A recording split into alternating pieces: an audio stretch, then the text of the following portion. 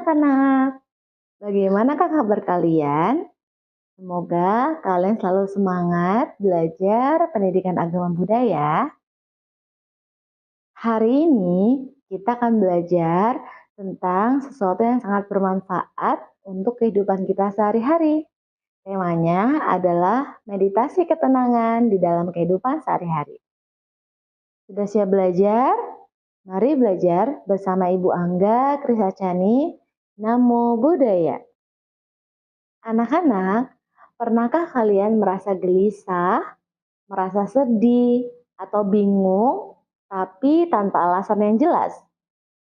Ini adalah hal yang wajar.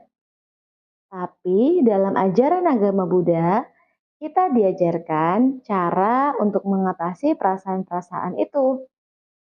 Salah satunya adalah dengan bermeditasi. Pernahkah kalian duduk tenang, menutup mata, lalu menarik nafas dengan perlahan-lahan?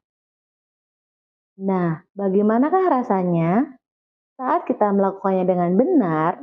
Maka kita sedang melatih pikiran untuk lebih tenang, tidak terburu-buru, dan juga lebih damai. Dalam bahasa Pali, meditasi disebut juga sebagai bawana, yang artinya mengembangkan atau melatih batin. Bukan hanya duduk diam saja, namun melatih diri agar menjadi lebih baik. Melalui meditasi, kita belajar untuk tidak mudah marah, tidak cepat sedih, dan juga tidak mudah takut. Pikiran yang jernih akan membuat hati kita menjadi lebih tenang dan juga bahagia. Meditasi juga melatih kita untuk mencapai samadhi, yaitu kemampuan untuk memusatkan pikiran. Tapi kita harus hati-hati ya anak-anak, karena dalam ajaran agama Buddha ada yang disebut samadhi yang benar dan juga ada samadhi yang salah. Samadhi yang benar membuat kita lebih damai dan bijaksana, sedangkan samadhi yang salah justru membuat kita menjadi lebih kacau atau punya pandangan yang lebih salah. Nah, karena hal itulah anak-anak harus melakukan meditasi dengan niat, dengan bimbingan yang benar dan juga hati yang tulus. Setiap pekerjaan di dunia ini membutuhkan konsentrasi. Misalnya, seorang dokter yang harus fokus ketika sedang melakukan operasi, atau ketika seorang guru sedang melakukan pengajaran di kelas. Mereka semua membutuhkan konsentrasi dalam melakukan pekerjaannya. Dengan melatih meditasi, pikiran kita menjadi lebih kuat dan tidak mudah terganggu. Kita jadi lebih fokus dan juga bisa mengerjakan sesuatu dengan lebih baik. Tapi meditasi itu bukan hanya duduk diam ya. Meditasi bisa dilakukan di mana saja, saat kita menyapu halaman, ketika kita mencuci tangan, ataupun bermeditasi.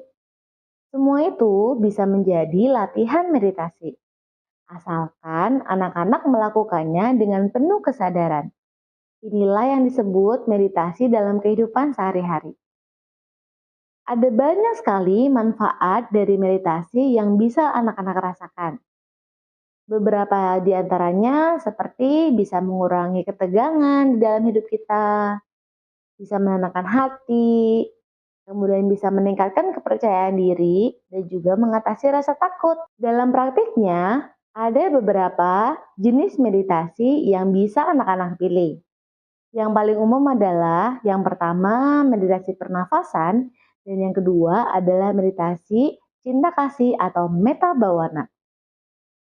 Meditasi pernafasan dilakukan dengan cara anak-anak duduk tegak, mata tertutup, kemudian tarik nafas perlahan, hembuskan juga perlahan, dan fokuskan pikiran hanya pada nafas saja.